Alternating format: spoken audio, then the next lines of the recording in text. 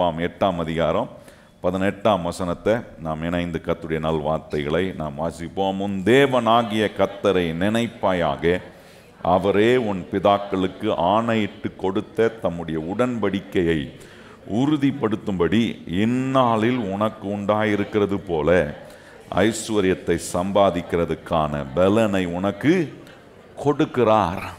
ஆண்டவர் எவ்வளோ நல்லவர் என்பதை பல விதங்களில் நாம் வாழ்க்கையில் கண்டிப்பாக ருசி பார்க்க வேண்டும்.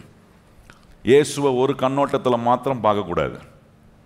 இயேசு நம்முடைய வாழ்க்கையின் எல்லா காரியங்களுக்கும் அவர் ஏற்ற ஒரு ஆண்டவராக இருக்கிறார். சந்தோஷமானாலும் உயர்வானாலும் தாழ்வானாலும் இயேசு நம்மோடு கூட தான் இருக்கிறார். எத்தனை பேர் விசுவாசிக்கிறேன்? கர்த்தர் என் கூட தான் இருக்கிறார். அவரை நான் ருசி பார்க்கணும். ஆவிக்குரிய வாழ்க்கையில் ருசி பார்க்கணும். இந்த உலகத்தில் வாழ்கிற உலக வாழ்க்கையில் நான் கர்த்தர் ருசி பார்க்கணும். கர்த்தர் எனக்கு கொடுத்த ரட்சிப்பில் நான் அவரை ருசி பார்க்கணும். அவரை ருசி பார்க்காத பகுதி நம்முடைய வாழ்க்கையில் இருக்கவே கூடாது. அப்படின்னா அதை குறித்த நாலேஜ் இல்லைன்னு அர்த்தம். இந்த விஷயத்தில் எனக்கு ஆண்டவர் என்ன செய்வாருன்னு தெரியாது அப்படின்னா நீங்கள் ஆண்டவரை குறித்த அந்த அறிவையும் புத்தியையும் நம்ம அடைவதற்கான சத்தியங்களை கேட்காம இருந்திருக்கிறோன்னு அர்த்தம். நம்ம வாசித்த வேத பகுதிகளில் நம்ம தினந்தோறும் வாசிக்கிற வேத பகுதியில் இப்படி ஆண்டவர் நமக்கு சொல்கிறத புரிந்து கொள்ளாமல் போயிருக்கிறோம் என்பதுக்கு அதுவே அறிகுறியாக இருக்கும். பல காரியங்களை கர்த்தர் நல்லவர் என்பதன் அடிப்படையில் உங்களுக்கு சொல்லி கொண்டு வருகிறேன். இது ஏறக்குறைய என்ன நினைக்கிறேன், ஏன்னா 50வது பிரசங்கம் நினைக்கிறேன். இப்போ பாருங்கள், எவ்வளோ காரியங்களை கர்த்தர் நல்லவர் என்பதை ஆண்டவர் நமக்கு போதித்து கற்றுக் கொடுத்துருக்கிறார் என்பதை யோசித்து பாருங்கள். ஆண்டவர் இன்றைக்கு நமக்கு அவர் நல்லவர் என்பதை ருசி பார்க்க விரும்புகிற ஒரு காரியம் மனுஷனுடைய வாழ்க்கையில் ரொம்ப அவசியமான ஒன்று. ரட்சிப்பு எவ்வளோ அவசியமான ஒன்றோ, ஆவிக்குரிய குணலட்சணங்கள் எவ்வளோ அவசியமான ஒன்றோ, இதெல்லாம் ஆண்டவர் கொடுத்துட்டு, இதெல்லாம் ஆண்டவர் கொடுப்பதோடு கூட நமக்கு பொருளாதார காரியங்களை குறித்தும் ஆண்டவர் போதிக்கிறார். பொருளாதாரம் நம்முடைய இந்த உலக வாழ்க்கைக்கு ரொம்ப அவசியமானது என்பதை தேவன் உணர்றார். சில நேரம் நம்ம அதுக்கு முக்கியத்துவம் கொடுக்குறோன்னா கூட ஆண்டவர் பார்க்குற அந்த உலக வாழ்க்கைக்கு என்னெல்லாம் தேவையோ அந்த தேவைக்கான எல்லாவற்றையும் கர்த்தர் அறிந்து நமக்கு போதிக்கிற ஒரு நல்ல தேவனாக இருக்கிறார். அதை குறித்து தான் இந்த வசனம் ரொம்ப அற்புதமாக சொல்லுது. தேவனை நம்ம பல விதத்தில் நம்ம நினைக்கிறோம். ஆனால் இங்கே வேத வசனம் சொல்லுகிறது, உன் தேவனாகிய கர்த்தரை நீ நினைப்பாயாக, அவர் உன் பிதாக்களுக்கு செய்த உடன்படிக்கையை இந்நாளில் உறுதிப்படுத்தும்படி ஐஸ்வர்யத்தை சம்பாதிப்பதற்கான பலனை உனக்கு கொடுக்கிறார் என்று வேதம் சொல்லுகிறது. நமக்கு என்ன கொடுக்கிறாரு அதுதான் ரொம்ப முக்கியம். கர்த்தர் நம்ம ஆசீர்வதிக்க அவருடைய பலனை நம்ம கொடுக்கிறார், அறிவை கொடுக்கிறார், ஆற்றலை கொடுக்கிறார், திறமசாலிகளாக கர்த்தர் நம்மளை மாற்றுறார். இதெல்லாம் ஆண்டவர் செய்வதுக்கு காரணம் என்னன்னு கவனிச்சிங்கன்னா, அவர் ஏற்படுத்தின உடன்படிக்கை. உடன்படிக்கை என்பது கர்த்தர் ஒரு மனுஷனுக்கு கொடுக்குற வாக்குறுதி. ஒரு மனுஷனுக்கு நான் இதை செய்வேன் அப்படின்னு ஆண்டவர் சொல்லிட்டாருன்னா அதை செய்யாமல் இருக்கவே மாட்டார். அதை எந்த நாட்களிலும் எந்த விதத்திலும் கர்த்தர் செய்யக்கூடியவராக இருக்கிறார். அதுக்கு நம்ம தகுதி இல்லாதவர்களாக இருந்தாலும் நம்மளை அதுக்கு ஏற்ற தகுதி உள்ளவர்களாக்கி தம்முடைய வார்த்தையை, தம்முடைய உடன்படிக்கையை நிறைவேற்ற உண்மை உள்ளவராக இருக்கிறார். வேதத்தில் நிறைய பேரோட உடன்படிக்கை செய்தார். உடன்படிக்கை செய்த போது வழி தப்பி போனார்கள். இஸ்ரவேல் மக்களோட கர்த்தர் உடன்படிக்கை செய்கிறார். இஸ்ரவேல் மக்கள் கர்த்தரை பல விதங்களில் சோதித்தார்கள், அவிசுவாசப்பட்டார்கள், அவர் வழியை விட்டு பின்வாங்கி போனார்கள். எத்தனையோ முறை பின்வாங்கி போன அந்த ஜனத்தை மறுபடியும் போய் அவர்களை உணர வைத்து, அவர்களை கற்றுக் கொடுக்க வேண்டியதை கற்றுக் கொடுத்து, அவர்களுடைய பாதைகளை திருப்பி தேவன் விரும்புகிற பாதைக்கு நேராக கொண்டு வந்து ஆண்டவர் தம்முடைய வார்த்தையை, தம்முடைய உடன்படிக்கையை தம்முடைய பிள்ளைகளுடைய வாழ்க்கையில் நிறைவேற்றுகிறத பார்க்குறோம். அப்போ நம்ம ஆண்டவரை லேசாக நினச்சிக்கூடாது. மனுஷன் செய்கிற ஒரு உடன்படிக்கை அவன் செய்கிறானோ செய்யாமல் போகிறானோ அது அவனை பொறுத்தது. ஆனால் ஆண்டவர் எப்படின்னா, ஒரு மனுஷனுக்கு தம்முடைய பிள்ளைகளுக்கு தேவன் ஒரு உடன்படிக்கையை கொடுத்தாருன்னா அதை நிறைவேற்றுவதற்கு நம்மளை எப்படிலாம் உருவாக்கணுமோ, நம்மளை எப்படிலாம் சீர்திருத்தணுமோ, எதை கேட்டால் நான் உணர்வடையணும், எதை சொன்னால் எனக்கு கொஞ்சம் புத்தி வருமோ, அதெல்லாம் கர்த்தர் எனக்கு கற்றுக் கொடுத்து என் வாழ்க்கையை ஆண்டவர் அவருடைய உடன்படிக்கையை நிறைவேற்றுவதற்கு ஏதுவான நிலைகளில் உருவாக்கி என்னை ஆண்டவர் வழி நடத்தி வருகிறார். அதுதான் இங்கே செய்கிறார். ஒரு சில வாரமாக உங்களுக்கு காண்பித்து கொண்டிருக்கிறேன் எப்படி இந்த உடன்படிக்கையையும் ஆண்டவர் ஒரு பிரமாணத்தின் அடிப்படையில் தான் வேலை செய்ய வைக்கிறார். எப்படி இந்த உலகத்தில் பாவம் மரணம் என்கிற ஒரு பிரமாணம் மனுஷனை ஆண்டு கொண்டிருந்ததோ, அந்த பாவம், அந்த மரணம் என்கிற பிரமாணத்தை மேற்கொள்வதுக்கு ஜீவனின் ஆவியின் பிரமாணத்தை ஒன்று மனுஷனுக்கு உண்டாக்குறாரு. அது அவரே மனுஷன் மேல இருந்த ஆக்கினையை அவர் ஏற்றுக்கொண்டு, பாவத்தை அவர் ஏற்றுக்கொண்டு, தண்டனையை அவர் ஏற்றுக்கொண்டு, இப்போ பாவம் மரணம் என்கிற பிரமாணத்துக்குள்ள அந்த சக்திக்குள்ள இருந்த மனுஷனை விடுதலை பண்ணுவதுக்கு ஜீவனின் ஆவியின் பிரமாணத்துக்குள்ள நம்மளை கொண்டு வர ரோமர் 8:2 ரொம்ப அற்புதமாக அதை சொல்லுகிறது. இப்போ அந்த ஜீவனின் ஆவியின் பிரமாணம் நம்ம இந்த சத்தியத்தை கேட்க கேட்க, தேவனுடைய வார்த்தையை கேட்க கேட்க எனக்குள்ள ஒரு உணர்வு வருது. நான் மரித்து போனவன் அல்ல, ஆவிக்குரிய வாழ்க்கையில் நான் கர்த்தர் என்னை உயிர்ப்பித்திருக்கிறார். மரித்து போயிருந்த என்ன ஆண்டவர் இப்போ உயிர் உள்ளவனா ஆக்கியிருக்கிறார். வசனத்தை கேட்க கேட்க எனக்குள்ள ஒரு உணர்வு வருது, எனக்குள்ள ஒரு நம்பிக்கை வருது, எனக்குள்ள ஒரு மாற்றத்தை ஆவியானவர் உண்டு பண்ணுவதற்கு ஏதுவா இப்போ நான் ஒத்துழைக்காத ஆளு இப்போ நான் ஒத்துழைக்க ஆரம்பிக்கிறேன். எவ்வளோ பெரிய மாற்றம் பாருங்க. இந்த ஜீவனின் ஆவியின் பிரமாணம் என்ன பண்ணுதுன்னா, ஒத்துழைக்க கூடாத ஒரு மனுஷனை கூட ஆண்டவருடைய காரியங்களுக்கு நேராக, ஆண்டவருடைய வழிகளுக்கு நேராக ஒத்துழைக்கக்கூடிய விதத்தை ஆண்டவர் எப்படி நடக்குது? இந்த ஜீவனின் ஆவியின் பிரமாணம் ஒரு மனுஷனுடைய வாழ்க்கையில் வேலை செய்யும் போது அவன் என்ன செய்கிறான், அந்த பிரமாணம் இயங்கும் போது என்ன நடக்குது? போன வாரம் உங்களுக்கு காண்பித்தேன். அவன் என்ன செய்கிறான்னா, முதலாவது எதை தான் வாழ்க்கையில் முதலாவது வைக்கணுமோ அதை கொண்டு கரெக்டாக முதலாக வைக்கிறான். இது மனுஷனுடைய சக்தினால செய்யப்படுற ஒன்று அல்ல. நான் எல்லாத்தையும் முதலாவது வைக்கணும்னு முடிவு பண்ணுறேன், எனக்கு தெரியும் எது முதல்ல இருக்கணும், எது ரெண்டாவது இருக்கணும், இது எனக்கு தெரியும், கிடையாது.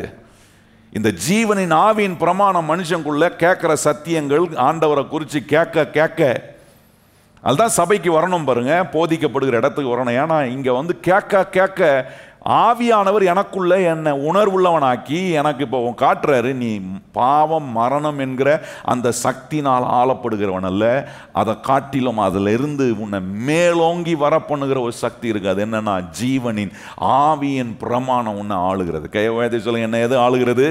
ஜீவனின் ஆவியின் பிரமாணம். இந்த பாவம் மரணம் என்கிற பிரமாணம் இந்த உலகத்தில் இருந்துகிட்டே தான் இருக்கும் பாருங்க. இந்த பாவம் என்கிற மரணம் இல்லாமல் இல்லை, பாவம் இன்னும் பெருகிட்டே தான் போது பாருங்க. சமுதாயத்தில் அக்கிரமங்கள் பாவங்கள் குறையுதா? கொஞ்சம் யோசிச்சு பாருங்க. எல்லாமே மாறிக்கிட்டே இருக்கு. கலாச்சாரம் மாறுது, பழக்க வழக்கங்கள் மாறுது, செய்கைகள் மாறுகிறது. எல்லாம் சொல்லுவாங்க தமிழ்நாட்டில் நல்ல கலாச்சாரம் இருக்குன்றாங்க. இன்னைக்கு கொஞ்சம் கொஞ்சமாக கலாச்சாரம் மாறுது, நல்ல கலாச்சாரம்லாம் போகுது. எல்லா கலப்படங்கள்லாம் உள்ள என்ன பண்ணுதுன்னா, நல் ஒழுக்கங்களை கெடுப்பதுக்கான தீமைகள் இந்த உலகத்துக்குள்ள நிறைய வர்றதை பார்க்குறோம். எல்லாம் மாறி போயிடுச்சு, மாறிக்கிட்டே இருக்கு. ஏன்னா அது ஒரு அறிகுறியை காட்டுது. இந்த உலகத்தில் இந்த பாவம் மரணம் என்கிற பிரமாணம் அது வீறு கொண்டு வேலை செஞ்சு கொண்டு, ஆனால் கர்த்தருடைய பிள்ளைங்க, ஏசப்பா கிட்ட இருக்கிற பிள்ளைகளுக்கு ஆண்டவர் இன்னொரு சக்தியை வேலை செய்ய வைக்கிறார். அதுதான் ஜீவனின் ஆவியின் பிரமாணம். எத்தனை பேருக்குள்ள அந்த சக்தியை வேலை செய்யுது? ஆமென். ஆண்டவருடைய பிள்ளையா இருக்கிற எனக்குள்ள இந்த சக்தி வேலை செய்யும். வேலை செய்ய வைப்பார் ஆண்டவர். இது வேலை செய்யாமல் இருந்துச்சுன்னா சர்ச்சைக்கு வாங்க, கேட்க கேட்க தேவனுடைய வார்த்தையை கேட்க கேட்க தெரியும். இல்லை நான் ஆவிக்குரிய வாழ்க்கையில் மரித்து போனவன்ல, என்னை உயிர்ப்பித்திருக்கிற ஒரு தேவன் இருக்கிறார். என்னுடைய ஆண்டவர் எனக்குள்ள ஜீவன் உள்ளவராக இருக்கிறார். எத்தனை பேர் கை வைத்து சொல்ல முடியும்? எனக்குள்ள இருக்கிற ஆண்டவர் எப்படி இருக்கிறாரு? ஜீவன் உள்ள தேவனாக இருக்கிறார். அப்போ இது வேலை செய்யும். இந்த ஜீவனின் ஆவின் பிரமாணம் உங்களுக்குள்ள வேலை செய்யும் போது அந்த உடன்படிக்கையை நிறைவேற்றுவதற்கு ஒரு பிரமாணம் மாதிரி வேலை செய்யுது. கர்த்தர் தம்முடைய உடன்படிக்கையை பாருங்க, எவ்வளவு உண்மை உள்ளவராக இருக்கார் பாருங்க. உடன்படிக்கையை நிறைவேற்றுவதற்கு ஒரு பிரமாணம் மாதிரி வேலை செய்ய வச்சு மனுஷனை இப்போ என்ன பண்ணுறாருன்னா, அவன் வாழ்க்கையில் எதை முதலாவது வைக்கணும்னு அவனுக்கு கற்றுக் கொடுக்குறாரு. அதுதான் இயேசுநாதர் மலை பிரசங்கத்தில் பிரசங்கம் பண்ணும்போது சொல்கிறார், முதலாவது தேவனுடைய ராஜ்யத்தையும் அவருடைய நீதியும். ஏன் இது அவசியம் இல்லாமல் அவர் சொல்லி கொடுக்கணுமா? மலை பிரசங்கத்தில் இருக்கிற ஒவ்வொரு வார்த்தையும் மிக பவர்ஃபுல்லான ப்ரீச்சிங்க. அதில் சொல்லும்போது சொல்கிறார், முதலாவது தேவனுடைய ராஜ்யத்தையும் அப்படியும் நீதியின் தேடுங்கள், அப்பொழுது இவைகள் எல்லாம் உங்களுக்கு கூட ஆண்டவர் காட்டுறாரு. பாரு, வாழ்க்கையில் எல்லாம் தலைகீழ வச்சிருக்கிற, தலைகீழ இருக்கிறவன் வாழ்க்கையில் எதை கரெக்டான ஒழுங்குல கொண்டு வரணுமோ, ஆகவே எது முதலாவது இருக்கணுமோ அது முதலாவது இருப்பதுக்கான இடத்துல கொண்டு வைக்கிறதுக்கு கொஞ்சம் கவனம் செலுத்து. அது ஒரு பிரமாணம், ஜீவனின் ஆவியின் பிரமாணம். இந்த வசனத்தை கேட்க கேட்க தேவனோடு நான் நெருங்கி வர தேவனுடைய அன்புக்குள்ள நான் வர தேவனுடைய ஐக்கியத்துக்குள்ள நான் வர எனக்கு ஒன்று நடக்குது. என்னன்னா, கர்த்தர் கற்றுக் கொடுக்குறாரு, எது முதலாவது இருக்கணுமோ அதை முதலாவது வைக்கிறேன். ரெண்டாவது இந்த பிரமாணம், இந்த உடன்படிக்கை ஒரு பிரமாணம் மாதிரி வேலை செய்து பாருங்க, அது நிறைவேறதுக்கு. ரெண்டாவது இந்த ஜீவனின் ஆவியின் பிரமாணம் வேலை செய்யும்போது வெறும் கீழ்ப்பிடிதல் மாத்திரம் இல்லை, அந்த கீழ்ப்பிடிதலோட வில்லிங்னஸோட நான் ஆண்டவருக்கு கீழ்ப்பிடிறேன். ஆண்டவர் சொல்லிட்டார், வேற தலையெழுத்தில் என்ன பண்ணுறது, அவர் சொன்னது செய்யலைன்னா அப்புறம் எங்கேயாவது பிரச்சனை வரும், அதனால அதுக்கு நம்ம என்ன சொன்னதை கேட்டுட்டு போயிடுவோம் அப்படின்ற மாதிரி இல்லை. கீழ்ப்படுகிறது என்பது என்ன ரொம்ப அற்புதமாக, மனம் பொருந்தி செவி கொடுத்தால் தேசத்தின் நன்மைகளை நீங்கள் என்ன பண்ணுவீங்க, புசிப்பீங்கன்றார். இப்போ மனம் பொருந்தி, சில நேரம் கீழ்ப்படிதல் இருக்கு, ஆனால் அந்த கீழ்ப்படிதலோட ஒரு வில்லிங்னஸ் இருக்கான்னு செக் பண்ணணும். இந்த ஜீவனின் ஆவியின் பிரமாணம் ஏதோ தானம் செய்ய வைக்காது. பிடிச்சா செய், பிடிக்கலாம் போ, என்ன பண்ணுறது, தலையெழுத்து செஞ்சுட்டு போவோம். இன்னைக்கு நிறைய பேர் அப்படி தானே வாழ்கிறாங்க வாழ்க்கையை. என்ன பண்ணுறது, சேர்ந்துட்டோம் அந்த வீட்டில், கடைசி வரைக்கும் வாழ்ந்து தான் போனோம். இந்த புருஷனுக்கு மனைவியாக வாத்துட்டோம், அதனால் இந்த மனுஷனுக்கு என்ன பண்ணுறது, எல்லாத்தையும் செஞ்சு தானே தொலையணும் அப்படின்னு அப்படி செய்கிற ஆட்கள் இருக்கிறாங்க.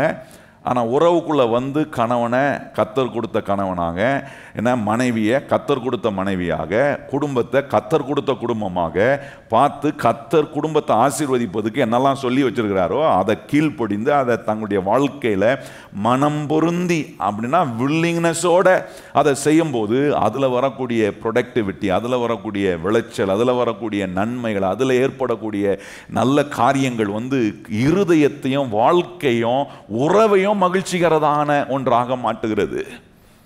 இப்போ இந்த வில்லிங்னஸோட மனம் பொருந்தி செவி கொடுக்கிற, கீழ்ப்படிந்து வில்லிங்னஸோட செயல்படும் போது அது கூட சேர்ந்து இன்னொரு பிரமாணம் வேலை செய்து இந்த உடன்படிக்கையை நிறைவேற்ற இந்த ஜீவனின் ஆவியின் பிரமாணத்தில் கர்த்தர் சொல்றார், ஒவ்வொரு நாளும் என் மனம் என்ன ஆகனா புதிதாகிற ஒரு நிலைக்குள்ள கொண்டு வர்றார். மனம் புதிதாகிறதினாலே ஏற்படுகிற மறுரூபம் என்று ரோமர் 12ஆம் அதிகாரம் 2ஆம் வசனம் சொல்லுகிறது.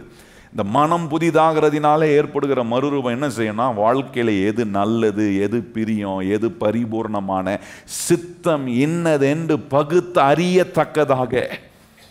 அக்கு வேற ஆணி வேற பிரித்து பண்ணுறாங்கன்னு சொல்கிறாங்க பார்த்தீங்களா, ஒரு விஷயத்தை அக்கு வேற ஆணி வேற பிரித்து காரியங்களை புரிஞ்சுக்கணும். அது மாதிரி ஆண்டவர் சொல்கிறாரு, இந்த ஜீவனின் ஆவியின் பிரமாணம் வேலை செய்யும் போது இந்த உடன்படிக்கை ஒரு பிரமாணம் மாதிரி கத்தர் வச்சிருக்கிற உடன்படிக்கையை நிறைவேற்ற அது பிரமாணம் மாதிரி நம்மளை ஆண்டவரோட ஒத்துழைக்க வைக்கும் போது இப்போ என்ன பண்ணுறேன், தேவனுடைய பிரியமும் நன்மையும் பரிபூர்ணமான சித்தம் இன்னதென்று பகுத்தறியத்தக்கதாக உங்கள் மனம் புதிதாகிறதினாலே ஏற்படுகிற மறுரூபம். இந்த மாற்றம் அவுட்லுக்கே மாறும். சொல்லுங்க வாய் திறந்து, என்ன மாறும், நம்முடைய அவுட்லுக்கே மாறும். மனம் புதிதாயிருச்சுன்னு வைங்களேன், உங்கள் பேச்சு, உங்கள் செய்கை இதெல்லாம் கொஞ்சம் கவனம் செலுத்த ஆரம்பிச்சிருவீங்க, வாழ்கிற விதத்தை கவனம் செலுத்த ஆரம்பிச்சிருவீங்க. அதுதான் இயேசுநாதர் பாருங்க, மத்தேயு 6ஆம் அதிகாரத்தில் 21ஆம் வசனத்தை கவனிச்சிங்கன்னா சொல்கிறாரு, ஒரு மனுஷனுடைய இருதயம் எங்கே இருக்கோ அங்கே தான் அவன் பொக்கிஷம் இருக்குது. மனுஷனுடைய இருதயம் எப்படி இருக்கோ, இருதயத்துக்குள்ளே என்ன எண்ணங்கள் இருக்கோ அதனுடைய அவுட்புட்டை தான் அவனுடைய வாழ்க்கையை ப்ரொடியூஸ் பண்ணுன்றாரு. அதுக்கு அடுத்த வசனம் சொல்றாரு, என்ன கண்ணானது முழு சரீரத்துக்கும் விளக்கா இருக்குன்றார். கண்ணு, இந்த சரீரம், இந்த காரியம்லாம் ரொம்ப முக்கியமானது பாருங்க. ஏன்னா இது ஒரு அவுட்லுக்கை காட்டுது, ஒரு மனுஷனுடைய அவுட்லுக்கை காட்டுது.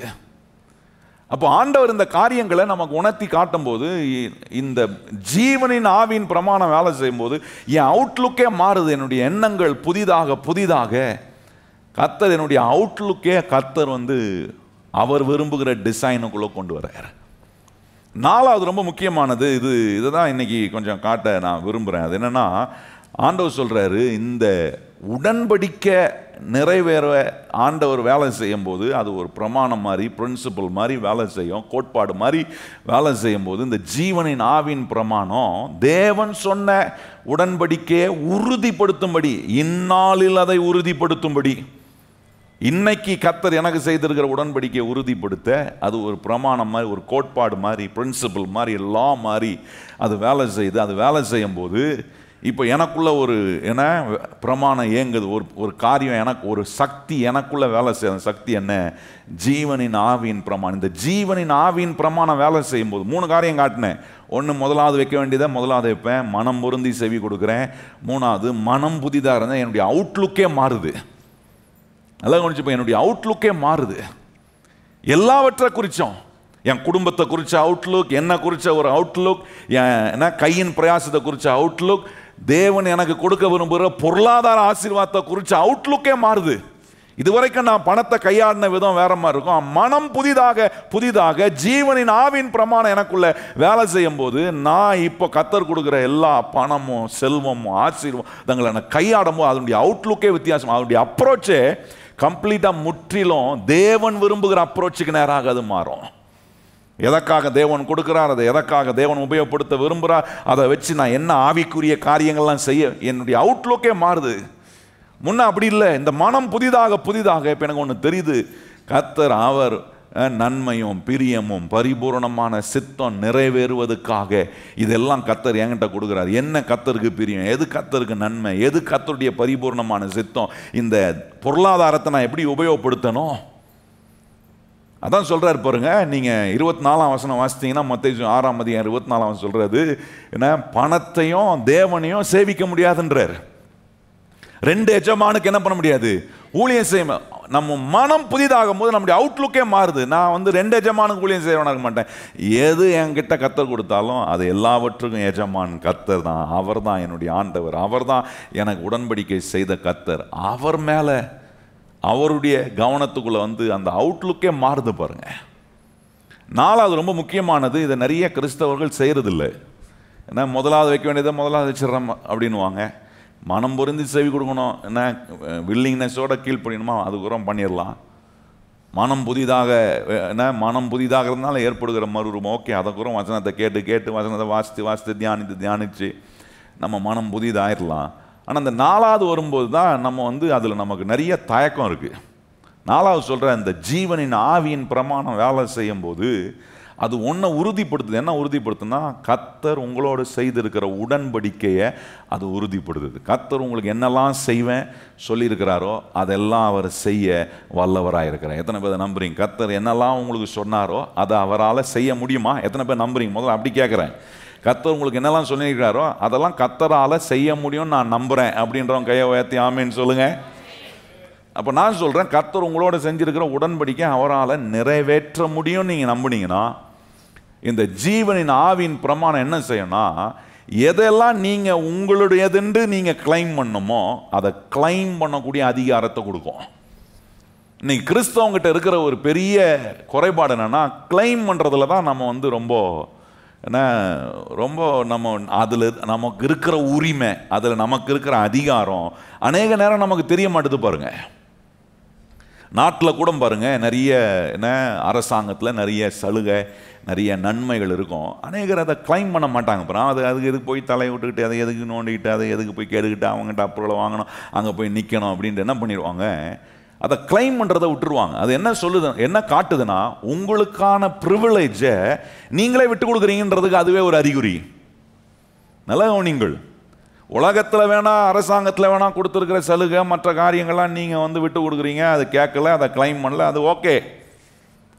ஆனால் உங்களை உண்டாக்கின தேவன் நீங்கள் எதெல்லாம் கிளைம் பண்ணணும்னு சொல்கிறாரோ அதை கிளைம் பண்ணாமல் போனீங்கன்னா, நான் சொல்கிறேன், வாழ்க்கையில் எல்லாம் நஷ்டமாகும், வாழ்க்கையில் ஏமாற்றமும் விரக்தியும் நமக்கு உண்டாகும். அதனால தான் ஆண்டவர் காட்டுறார். மனுஷனை உண்டாக்கும் போதே ஆதியாகமம் 1ஆம் அதிகாரத்தில் 26ஆம் வசனத்திலிருந்து, நேரம் இல்லை சில காரியங்களை அப்படியே வசனமாக நான் சொல்லிட்டு போகிறேன், அங்கே கவனிச்சிங்கன்னா, உண்டாக்கும் போது ஆண்டவர் மனுஷனை உண்டாக்குறதுக்கு முன்பாக மனுஷனுக்கு வேண்டிய எல்லாவற்றையும் உண்டாக்கிட்டு கொண்டு மனுஷனை உள்ள விட்டுட்டு சொல்கிறாரு, பழுகி பெருகி பூமியை நிரப்பி அதை கீழ்ப்படுத்தி ஆண்டு கொள்ளுங்க, கனி தரக்கூடிய விருட்சங்கள், ஆகாயத்து பறவைகள், பூமியில் ஊறும் எல்லா மிருக காரியங்கள் எல்லாவற்றையும் மனுஷனுக்காக உண்டாக்கிட்டு இப்போ ஆண்டவர் சொல்கிறாரு, எல்லாம் உன் கையில் கொடுக்குறப்பா, இதை வச்சு நீ ஆண்டு நீ காரியங்களை நடப்பிக்கணும்னு சொல்லிட்டு ஆண்டவர் சொல்கிற, எல்லாத்தையும் உனக்கு கொடுக்குறேன், ஆனால் உன்னை எனக்காக உண்டாக்கி இருக்கிறேன். நல்லா கவனிங்க.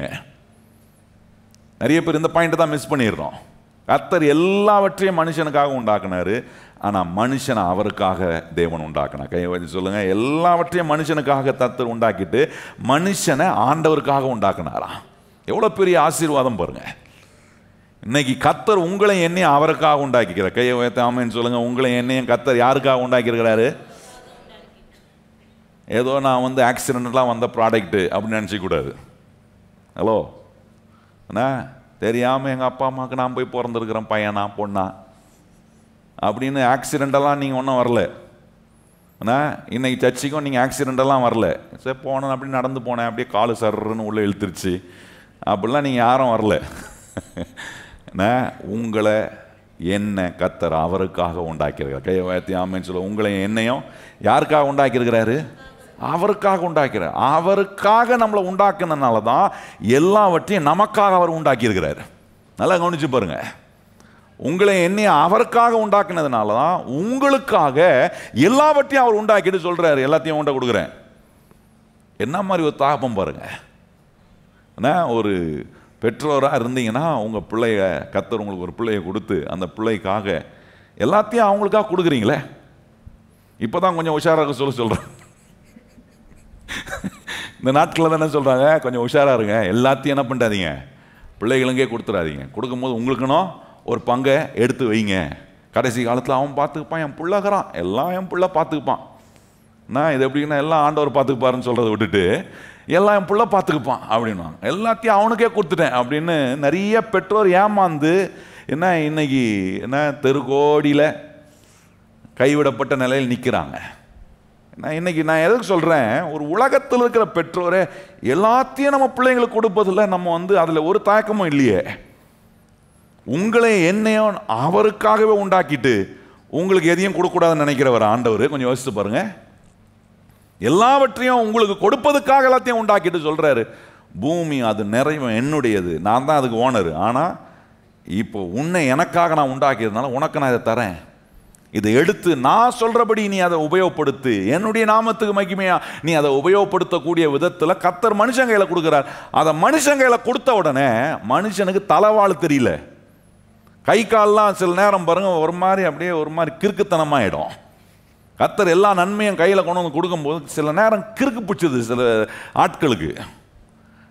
ஆண்டவர் நம்ம கேட்கணும், ஆண்டவர் எந்த கிறுக்குத்தனமும் வந்துடாம, ஆண்டவரே உம்முடைய உடன்படிக்கையை நிறைவேற்ற நீர் உண்மை உள்ளவராக என்கிட்ட கொடுக்குறீர், அதை நான் கரெக்டாக எதை முதல்ல வைக்கணுமோ அதை முதல்ல வைக்கணும், மனம் பொருந்தி நான் செவி கொடுக்கணும். ஆண்டவரே மனம் புதிதாகிறதுனால என் அவுட்லுக்கே மாறுது. இதெல்லாம் மாறும்போது எனக்கு ஒன்று தெரியும், கர்த்தர் என்னுடையதை பிசாசு ஒருபோதும் என்னிடத்திலிருந்து எடுக்காதபடிக்கு என் கையில் கர்த்தர் ஒரு அதிகாரத்தை கொடுத்துருக்காரு. என்ன அதிகாரம்னா, உன்னுடையதெல்லாம் நீ கிளைம் பண்ணுற அதிகாரத்தை கர்த்தர் கொடுத்துருக்காரு. கையை உயர்த்தி சொல்லுங்கள். இன்றைக்கி எதெல்லாம் இழந்திருக்கோ அதெல்லாம் நீங்கள் கிளைம் பண்ணலாம். எத்தனை பேர் நம்புறவங்க கையை உயர்த்தி சொல்லுங்கள். எதெல்லாம் இன்றைக்கி பிசாசு தேடி இருக்கிறானோ அதெல்லாம் நீங்கள் மறுபடியும் கிளைம் பண்ணலாம். அந்த அதிகாரத்தை கர்த்தர் உங்கள் கையில் கொடுத்துருக்கிறாரு. ஆகாயத்தின் புஸ்தகம் 2ஆம் அதிகாரம் 8ஆம் வசனத்தில் கவனிச்சிங்கன்னா சொல்றாரு, வெள்ளியும் பொண்ணும் என்னுடையதுன்றாரு. ஆண்டவர் என்ன சொல்றாரு, வெள்ளியும் பொண்ணும் என்னுடைய. ஆண்டவர் சொல்றாருப்பா, அதை உண்டாக்கின கடவுள் நான் தான். I am the maker of gold and silver, I am the owner. ஆனால் நீ எனக்காக உண்டாக்கப்பட்டிருக்கிறதுனால இது எல்லாத்தையும் பூமியில் வச்சிருக்கிறேன், பூமியில் இருக்கிற எல்லாத்தையும் உன் கையில் கொடுக்குறேன்றாரு. நல்லா கவனிங்க.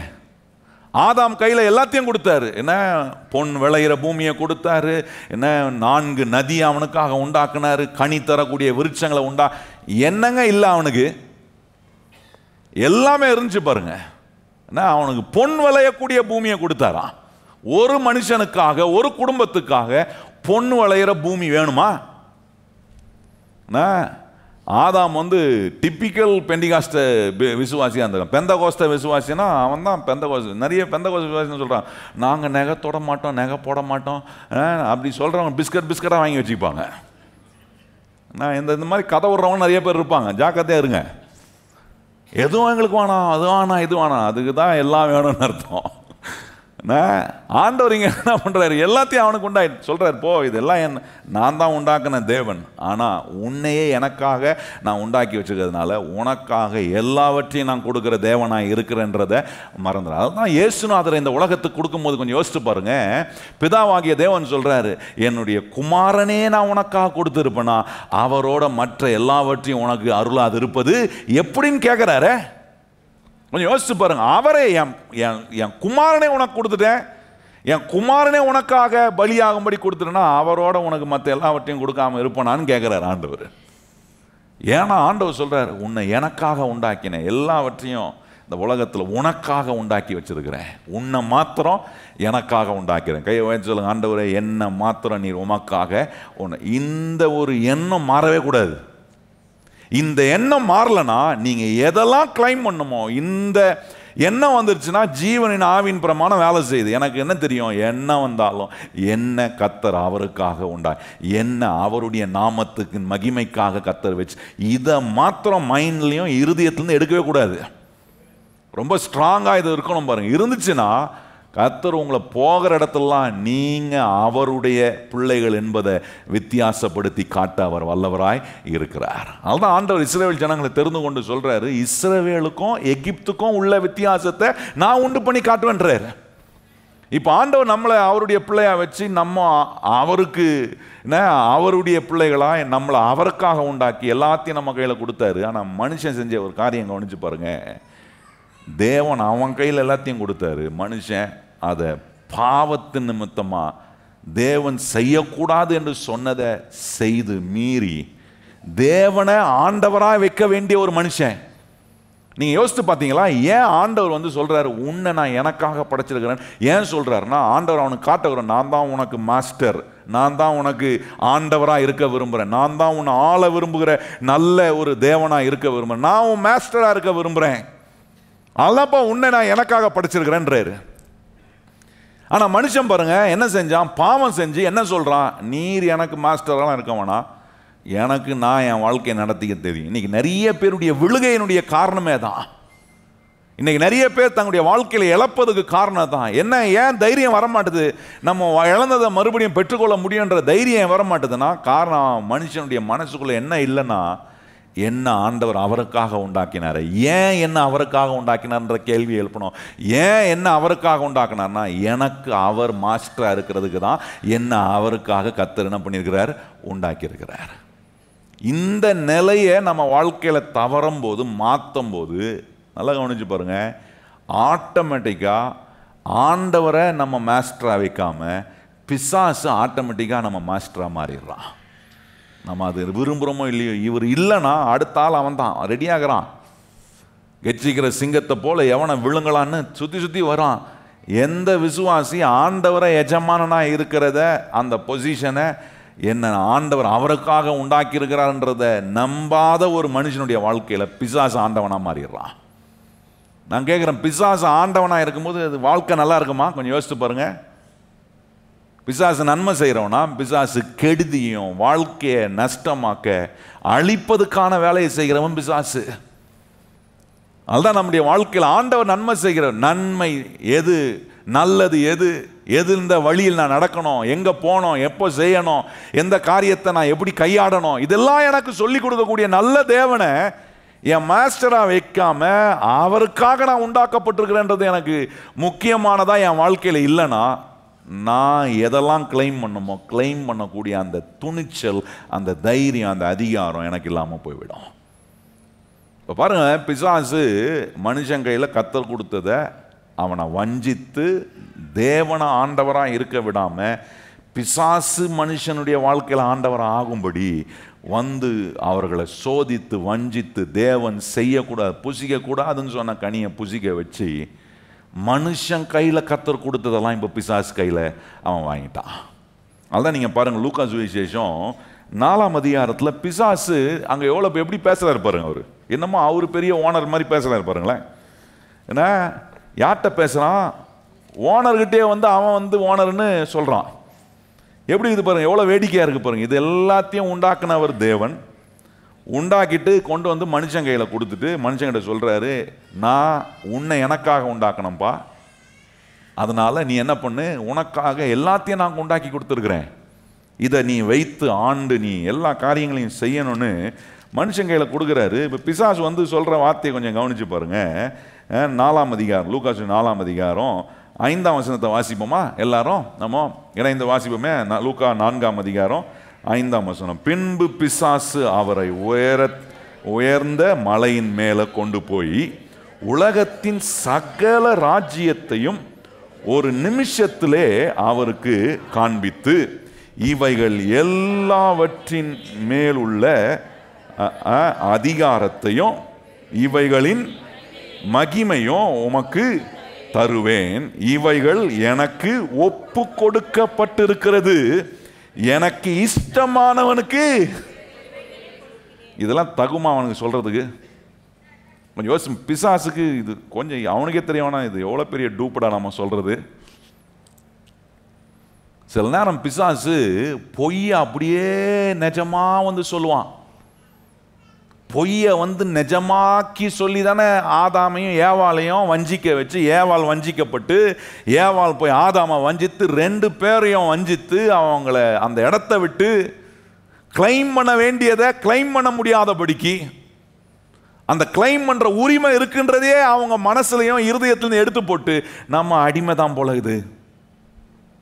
இன்னைக்கு மனுஷனுடைய வாழ்க்கையில பாருங்க, இந்த அடிமைத்தனம் எப்படி வந்துச்சு. இந்த பாவம் மரணம் என்கிற பிரமாணம் ஒரு மனுஷனை ஆளும் போது அவனுக்கு ஆள்ற எண்ணம் வராது, மேற்கொள்ளணுன்ற எண்ணம் வராது. அவனுக்கு என்ன வரும்? எதுக்கு போட்டு பண்ணிக்கிட்டு, நம்ம கையில தான் ஒண்ணுமே இல்லையே.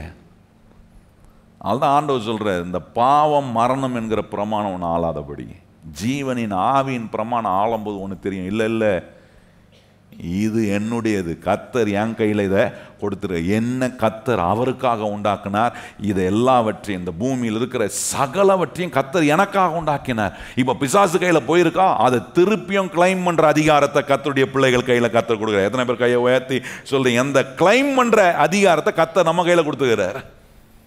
கிளைம் பண்ற, ஏன்னா இப்போ ஜீவனின் ஆவியின் பிரமாணம் சொல்லுது, இது உண்டுப்பா, விட்டுறாத, போய் துரத்தி பிடி, அவனை எதிர்த்து நில்லு, எதிர்த்து நில். பிசாசு வந்து இல்லை நம்மளை வந்து அடிமையா இருக்க, நம்மளை ஆளக்கூடிய ஒரு நிலைக்கு வராதபடிக்கு சிந்தனைகளை கொடுக்கும்போது சொல்லணும், இல்லை எதிர்த்து நிற்கணும் பிசாசை. பிசாசு திருடுறவன், கொல்றவன், அழிக்கிறவன், நம்ம கிட்ட இருந்து அழிச்சு நம்ம கிட்ட திருடி கர்த்தர் கொடுத்ததை நம்ம கையில இருந்து திருடி இருக்கிறான். திருடிட்டு போய் ஆண்டவர்ட்டே சொல்றான் பாருங்க, யாரு மனுஷன் கையில கொடுத்தாரோ, எந்த மனுஷன் அதை அவன் கையிலிருந்து விட்டு பிசாசு கைக்கு போச்சோ, அவன் சொல்றான், இப்ப பிசாசு சொல்றான், எனக்கு இஷ்டமானவங்களுக்கு நான் கொடுப்பேன். எப்படி உனக்கு இஷ்டமானவங்க நீ கொடுக்க முடியும்? எப்படி கொடுக்க முடியும்னா, எந்த விசுவாசிக்கு இது யாருகிட்ட கொடுக்கப்பட்டிருக்குதுன்னு தெரியலையோ அந்த நபர்கிட்ட இருந்து அவன் ஈஸியா உருவிட முடியும். நல்லா நான் சொல்ல கொஞ்சம் யோசித்து பார்க்கணும். இதை குறித்த அறிவு எனக்கு இல்லாமல், இல்லை இல்லை இது எனக்காக கர்த்தர் உண்டாக்குன, என்ன அவருக்காக இதை என் கையில் கொடுத்தாரு, என்ன ஆளும்படி கர்த்தர் வச்சார். நான் கர்த்தருக்கு கீழ்ப்படியாமல் பாவம் செய்து இந்த பாவம் மரணம் என்கிற பிரமாணம் எனக்குள்ள வேலை செய்ய வச்சு நான் இழந்து போயிட்டேன். இப்போ நான் பிசாசு கையில் அதை ஒப்பு கொடுத்துக்கிறேன். இந்த பிசாசு கையில் வச்சிருக்கிறது அது பிசாசுடையது இல்லை, அது என்னுடையது, அது கர்த்தர் எனக்கிட்ட கொடுத்தது. இந்த பிசாசு போய் ஆண்டவர்ட்ட சொல்றான், எல்லா மகியும் உங்களுக்கு தருவேன், எனக்கு இஷ்டமானவங்களுக்கு நான் கொடுக்க முடியாதுல. அதுக்கு முன்னாடி ஒரு வார்த்தை சொல்றான் பாருங்க, இதெல்லாம் என் கையில ஒப்பு கொடுக்கப்பட்டிருக்குதுன்றான் பாருங்க. அது சொல்றான் பாருங்க, இவைகள் எல்லாவற்றின் மேலும் அதிகாரத்தையும் இவைகளின் மகிமையும் உமக்கு தருவேன், இவைகள் எனக்கு ஒப்பு கொடுக்கப்பட்டு. யார் கொடுத்தா இவன் கையில ஒப்பு கொடுக்கறதுக்கு? நான் ஆண்டவர் கொடுத்தாரு, எடுத்துக்கப்பா பிசாசே அப்படின்னு கொடுத்தாரா? ஆண்டவர் யார் கையில கொடுத்தாரு? தன்னுடைய சாயல் உண்டாக்கப்பட்ட, தன்னுடைய ரூபத்தில் உண்டாக்கப்பட்ட மனுஷன் கையில தான் கொடுத்தாரு. பிசாசு கையில கொடுத்தாருன்னு பைபிள் எங்கன்னா இருக்கா? ஆண்டவர் மனுஷன் கையில கொடுத்தார். இப்ப எப்படி மனுஷன் கையில இருந்து அவனுக்கு போச்சு? அவன் சொல்றான், எனக்கு ஒப்பு கொடுக்கப்பட்டது.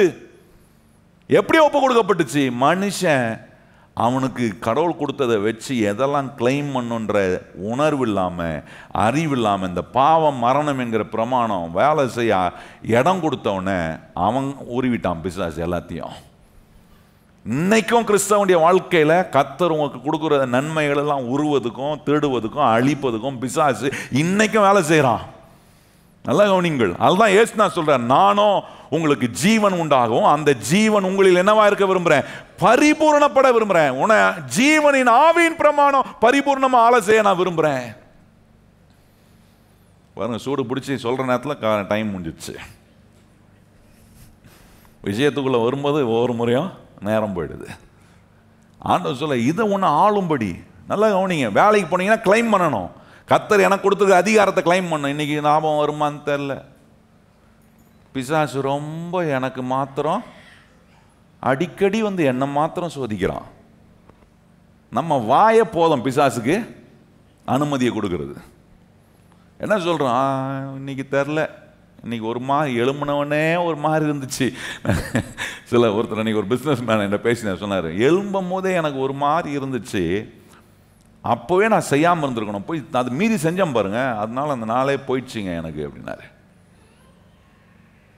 இன்றைக்கி மதியானம் இப்போ 12:30 மணி சர்வீஸ் முடிஞ்ச உடனே ஒருத்தவங்க வந்து என்ன பார்த்தாங்க, ஒரு பிஸ்னஸ் மேன் வந்து பார்த்தார். சொன்னார், நான் வந்து ஏன் எனக்கு இந்த தொழிலில் எனக்கு எப்படி 10 லட்ச ரூபாய் நஷ்டமாச்சுன்னே தெரில பாஸ்டர், கொஞ்சம் கேட்டு சொல்லுங்க அப்படின்னாரு.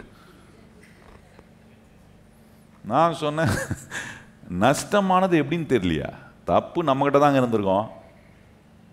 தப்பு தேவன் தப்பு செய்கிறவரா? நான் கேட்குறேன், தேவன் தப்பு செய்கிறவரா? கிடையாது. நம்ம தான் தப்பு செஞ்சுருப்போம். ஏன் தப்பு செஞ்சுருப்போம்னா, தேவனுடைய சத்தத்துக்கு தேவன் சொல்லியிருப்பார், இதை செய்யாத, இதை பண்ணாத, கொஞ்சம் வெயிட் பண்ணு அப்படின்னு சொல்லியிருப்பார். நமக்கு எங்கேருந்தோ அப்படியே உதயம் ஆயிருக்கும், எங்கேயாவது அப்படியே ஒளி பிரகாசிக்கிற மாதிரி என்ன, எங்கேயாவது நமக்கு அப்படியே எங்கன்னா உதிச்சிருக்கோம். இல்லை உள் மண்டையில் எனக்கு உதிச்சிச்சு அறிவு, பண்ணுன்னு சொல்லிச்சாதான் பண்ண. ஆமாம், கர்த்தர் சொல்கிறாரு, சபையில் கர்த்தர் உங்களுக்கு போதிக்கிறாரு, வசனத்தை வாரந்தோறும் பாஸ்டர் உங்களுக்கு சொல்லி கொடுக்குறாரு. இவ்வளோத்தையும் கேட்டுட்டு இதுக்கு இடையில் நடுவில் வேற எங்கேருந்து ஒரு சத்தம் கேட்குது, நடுவில் ஒரு சத்தம் கேட்குது வேற எங்கேயோ. அது யாருன்னா பிசாசு. அவன் என்ன செய்ய விரும்புறான்? நம்மகிட்ட இருந்து உருவ, நம்மகிட்ட இருந்து திருட, நம்மளை அழிக்க, நம்மளை நாசம் பண்ண ஆயத்தமாக ரெடியாக இருக்கிறான்.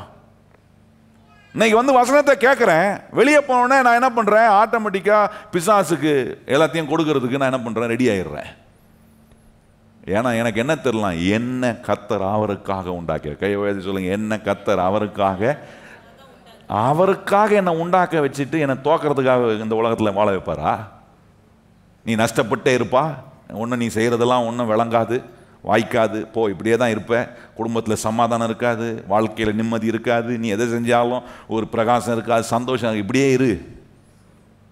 நான் சொல்கிறேன், அது தேவன் அல்ல, அது பிசாசு. ஆனால் ஆண்டவர் என்ன பண்ணுறாரு, நம்மளை ஒவ்வொரு நாளும் எவ்வளோ துக்கமாக இருந்தாலும் அந்த துக்கத்தை மகிழ்ச்சி ஆக்குவதற்கான வேலையை கர்த்தர் நமக்கு சொல்கிறாரு, வார்த்தையை கேட்க வைக்கிறார். நம்ம இன்னைக்கு காட்டுற, நீ கிளைம் பண்ண வேண்டியதெல்லாம் கிளைம் பண்ணு. இன்னைக்கு எதெல்லாம் வீட்டில் பிசாசு திருடி இருக்கிறான், சமாதானத்தை திருடிட்டானா, நிம்மதியை திருடிட்டானா, சுபாபத்தை திருடுறானா. பிசாசு கேரக்டரையும் திருடுவான். நல்லா கவனிங்க, நல்லா தான் இருந்திருப்பீங்க, திடீர்னு வந்து பிசாசு வீட்டில் என்ன பண்ணுவான், யாருடைய கேரக்டரையா திருடிடுவான். நல்லா பேசியிருந்திருப்பார், திடீர்னு ஊமசாமி ஆகிடுவார். நல்லா பேசியிருந்தா திடீர்னு இன்னைக்குன்னா பேசவே மாட்டுறாரு, ஊம பிசாசு வந்துக்குது இப்போ உள்ள. நான் சொல்ல புரியுதா உங்களுக்கு? ஊம ஆவி உள்ள வந்து, அது பிசாசு வந்து உள்ள உட்காந்துட்டு திருடுறான். சந்தோஷத்தை திருடுறதுக்கு கிளைம் பண்ணணும். இயேசுவின் நாமத்தில் பிசாசே, என் குடும்பத்தில் உனக்கு அதிகாரம் இல்லை, எங்கள் பிள்ளை மேலே கை வைக்க உனக்கு அதிகாரம் இல்லை. ஏன்னா நாங்கள் எல்லாம் கர்த்தருக்குரியவர்களாக இருக்கிறோம். எங்களை ஆண்டவர் அவருக்காக உண்டாக்கி இருக்கிறார். எங்கள் மேலே கை வைக்க உனக்கு அதிகாரம் இல்லை. எத்தனை பேர் கையை வைத்து சொல்கிறீங்க, இயேசுவின் நாமத்தில் பிசாசே, எங்கள் மேலே கை வைக்க உனக்கு அதிகாரம் இல்லை. ஏன்னா எங்களை அவருக்காகவே உண்டாக்கினார் எங்கள் ஆண்டவர். இந்த சிந்தனை, இந்த எண்ணம் வரணுங்க ஆழமா. இன்னைக்கு வரமாட்டுதே. சர்ச்சுக்குள்ள உட்காரும்போது வருது, வீட்டுக்கு போனால் என்ன வருது, வேற எதாவது தான் வருது. என்ன வீட்டுக்கு போனால் சில முகத்தை பார்த்த முகத்தையே என்ன பார்த்த உடனே நமக்கு என்ன வருது, ஆக்ரோஷம் தான் வருது. வந்துட்டார், என்ன கேட்க போகிறா, அதை கேட்க போகிறா அப்படின்ட்டு அதுக்குள்ளே ஒரு மாதிரி பிசாசு எதையோ பண்ணுறான் பாருங்க. சொல்லணும், இல்லை, எங்கள் வீட்டின் சமாதானத்தை பிசாசு திருடுவதுக்கு இடம் இல்லை. எங்கள் உறவில் இருக்கிற சந்தோஷத்தை, அன்பை, மகிழ்ச்சியை திருட பிசாசுக்கு அதிகாரம் கிடையாது, உரிமை கிடையாது. நாங்கள் அவருக்கென்று உண்டாக்கப்பட்ட பிள்ளைகள், நாங்கள் அவருடைய பிள்ளைகளாக இருக்கிறோம். எங்களை அவருக்காக உண்டாக்கி இருக்கிறார். எங்கள் மாஸ்டர், எங்கள் ஆண்டவராகிய இயேசு கிறிஸ்து எங்களுக்கு எஜமானாக இருக்கிறார். அந்த எஜமானுக்கு மகிமையாய் நாங்கள் குடும்பமாய் வாழ, இதெல்லாம் தான் கர்த்தர் எப்படி நம்ம உரிமையாக கிளைம் பண்ணுறதுக்கு வாங்கி கொடுத்துருக்கிறார் என்பதை கொலோசியர் 1ஆம் அதிகாரத்தில் 12ஆம் வசனத்துல வாசித்தீங்கன்னா இருக்கும். அதெல்லாம் அடுத்த வாரம் கவனிப்போம்.